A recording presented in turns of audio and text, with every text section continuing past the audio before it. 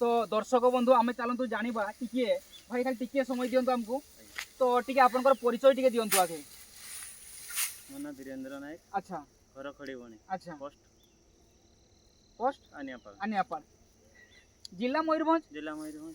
तो बर्तमान एते टेक्नोलोजी आगेला परे भी जोटी की कंबाइन हार्वेस्टर रे लोक धान काटिकी पेची दउचंती जोटी की हमर कोन कहबा ट्रैक्टर रे जो लागि यंत्रपाति सेतिरे मध्ये धान पेसुचंती बा धान झाडुचंती केमिति आपण माने पिटुचंती काहे की जेंति हम कुटाटा दरकार। कुटाटा दरकार सेतिरे कुटाटा नष्ट होई जिवो जहाँ भी हो आपण माने जो ठीक बुझिचंती तो सेतिरे कुटाटी नष्ट होउची किंतु एतिरे कुटाटी विनियोग होई पारुची घर छाई पारिबे बा आउ कोन अछि गाई भाई अछि गाई पाजी अछि छतु चाष मध्ये हबो बहुत भल कथाटी कहले।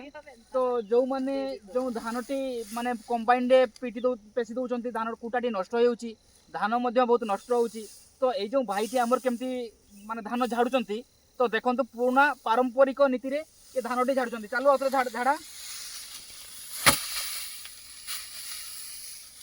भाईरा कौ धान एटा महालक्ष्मी महालक्ष्मी पूरा जबरदस्त है देखुवे केंदा गुड़ा केपरी है तो एते सुंदर जो धान है कौन कौन सार देइथिले नानो डीएपी देखिले आपण जोठी भी सुनिबे नानो डीएपी रो कथा प्रथम करी उठिबो जे एमाने दाना डीएपी परिवर्ते नानो डीएपी दउचंती जा फल एमती रिजल्ट पाइचंती।